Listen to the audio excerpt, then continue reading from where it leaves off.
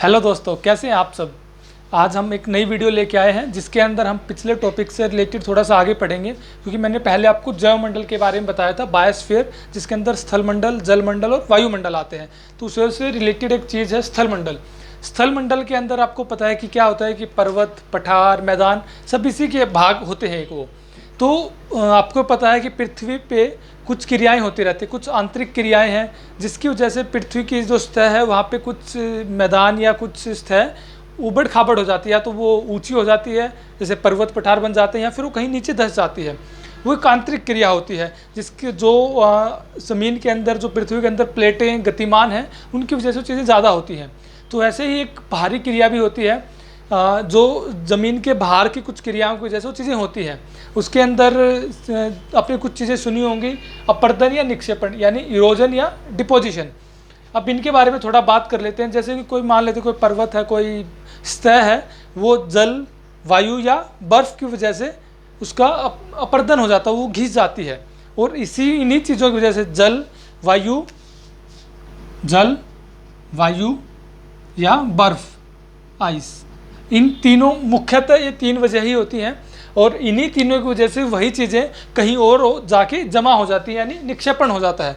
तो ये एक बाह्य क्रियाएं हैं जिसकी वजह से स्थलमंडल के अंदर कुछ चेंजेस धीरे धीरे होते रहते हैं। लेकिन स्थलमंडल के अंदर आपको पता है मुख्यतः तीन चीज़ें आती हैं, पर्वत, पठार और मैदान।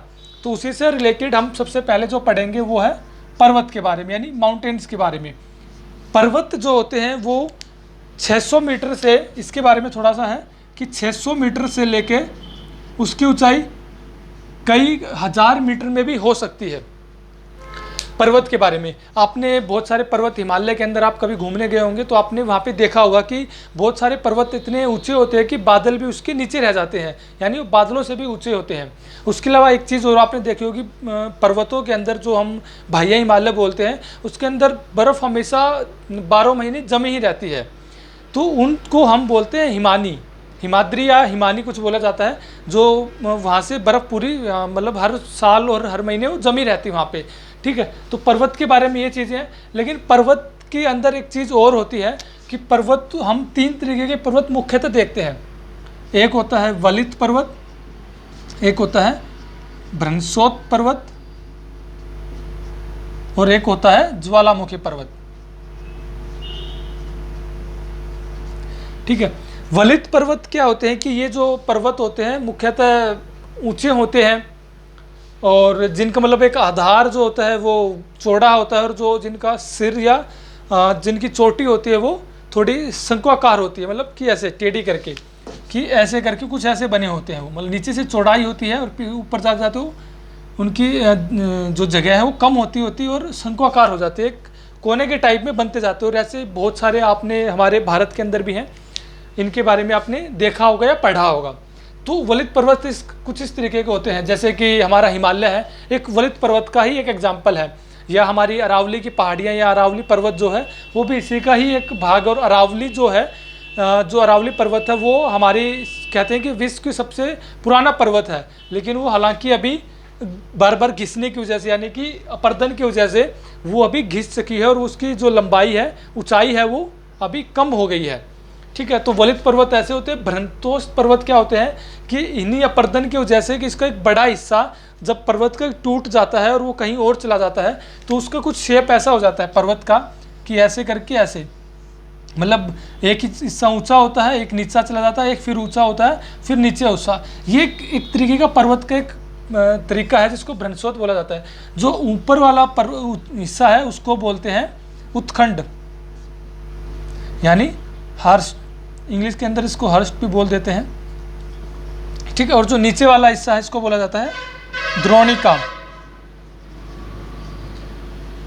ठीक है, ऊपर वाले हिस्से को उत्खंड और नीचे वाले हिस्से को बोला जाता है द्रोणिका, द्रोणिका भ्रंश, और इंग्लिश के अंदर गार्बेन।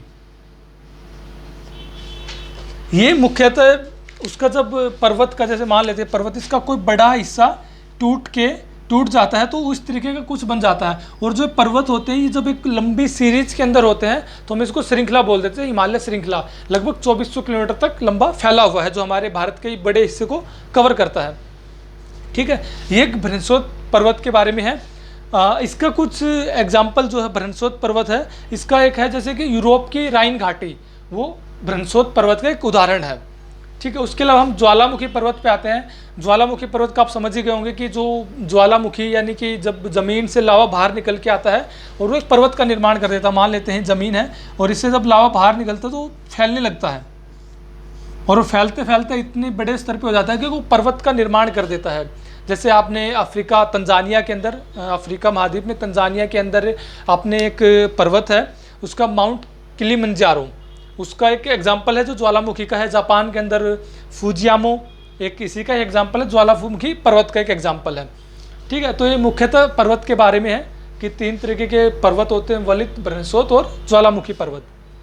ठीक है, तो और दूसरा एक पर्वत जो होते हैं वो बहुत सारी नदियों का एक स्रोत होते हैं, जैसे हमारी गंगा है, यमुना है या दूसरे शारदा, घग्गर, वो इन्हीं सब पर्वतों से निकल के आए जो हिमालय से निकल के आती हैं और 12मासी नदियाँ होती हैं। वो हम कभी नदियों के चैप्टर में इसको हम कवर करेंगे। ठीक है, उसका जो दूसरा है वो है पर्वत के बाद पठार। पठार क्या होता है कि पर्वत से तो हाइट में कम होता है लेकिन हमारे बड़े काम का होता है, क्योंकि जो पठार है, पठार की जो हाइट होती है वो कुछ 100 सेंटीमीटर से 100 मीटर से लेके 1000 मीटर में भी हो सकती है। मतलब कि उसकी कोई लेंथ नहीं है, 1000 तक भी जा सकती है, जैसे तिब्बत का पठार, या 100 मीटर तक भी होती है। और इसका सबसे बड़ा एग्जांपल हमारे देश में दक्कन का पठार है या छोटा नागपुर का पठार है। वो पठार का ही एक हिस्सा होता है और पठार का ही एग्जाम्पल है। ठीक है, इसके अंदर क्या होता है कि पठार एक थोड़ी टेबल टाइप में, मेज टाइप की होती है, मतलब उनकी सतह थोड़ी चपटी होती है, मतलब ऊपर से थोड़ा चपटा होता है, शंक्वाकार नहीं होते वो थोड़ा चपटे होते हैं। और इनके कोने अलग अलग हो सकते हैं, कोई इधर से बड़ा कोने का हो सकता है, कोई छोटे कोने का भी हो सकता है। तो अलग अलग तरीके के पठार हैं और पूरी दुनिया में बहुत सारे इसके एग्जाम्पल आपको मिल जाएंगे। जैसे मैंने बताया हमारे इंडिया के अंदर तो दक्कन का पठार है या फिर छोटा नागपुर का पठार है। ऐसे ही पूरी दुनिया का सबसे ऊंचा पठार कौन सा है? तिब्बत का पठार, जिसकी हाइट लगभग 6000 मीटर तक भी जाती है। लगभग 6000 मीटर तक की हाइट भी होती है तिब्बत का पठार, जो दुनिया का सबसे ऊंचा पठार है। ठीक है, जो पठार होते हैं वो हमारे बहुत काम के होते हैं, क्योंकि इनके अंदर आपको बहुत सारे खनिज तत्व मिलते हैं। जैसे आपको अफ्रीका के अंदर आपने सुना होगा कि दक्षिण अफ्रीका के अंदर सोने और चांदी की खदानें मिली हैं, वो पठार का ही एग्जाम्पल है। पठार के अंदर ही वो चीज़ें मिलती हैं। जैसे भारत के अंदर भी दक्कन के पठार में या छोटा नागपुर के पठार में आपने देखा कोयला, मैग्नीज, लोहा बहुत बड़े स्तर पे हमें वहाँ से प्राप्त होता है। और ये मुख्यतः जब देखा जाता है पठार एक ज्वालामुखी से भी बनते हैं। जैसे ज्वालामुखी से जब बनता है तो आपने देखा काली मिट्टी, इसकी काली मृदा जो है ज्वालामुखी से बनने के बाद निकलती है, क्योंकि ज्वालामुखी कई 100 साल, कई 1000 साल पहले ज्वालामुखी वहाँ पे विस्फोट हुआ था, और जिसकी वजह से आज वो काली मृदा जो हमारे उपजाऊ बहुत काम आते हैं, मतलब कि कपास की खेती के लिए काली मृदा बहुत काम की होती है। जब हम मृदा के चैप्टर पढ़ेंगे तो उसके अंदर हम इसको कवर कर लेंगे। ठीक है, तो पठार के बारे में ये हो गया था। इसके अलावा पठार के साथ में हम एक चीज़ और जोड़ सकते हैं, जलप्रपात। जलप्रपात क्या होता है कि जब एक ऊंची पहाड़ी से, पठार से पानी नीचे गिरता है, झरना जिसको बोला जाता है, तो जलप्रपात का एक एग्जाम्पल होता है। जैसे हमारे छोटा नागपुर के पठार में एक एग्जाम्पल है कि स्वर्णरेखा नदी पे हुंड्रू जलप्रपात, या फिर कहूँ कि कर्नाटक के अंदर हमारे एक एग्जाम्पल है शरावती नदी पे। आपने इसके बारे में बहुत सुना होगा, शरावती नदी पे एक जलप्रपात है, जोग जलप्रपात, जिसकी हाइट लगभग 253 मीटर तक है। ठीक है, तो जलप्रपात होते हैं, बहुत सारे जलप्रपात काम आते हैं, बिजली उत्पादन करने के लिए काम आते हैं। जैसे हम पानी से बिजली उत्पादन करते हैं तो उसमें जलप्रपात बहुत काम आ जाता है हमारे। ठीक है, इसके अलावा हम एक चीज़ और लेते हैं, उसको है कि पर्वत हो गया हमारा, पठार हो गया और मैदान।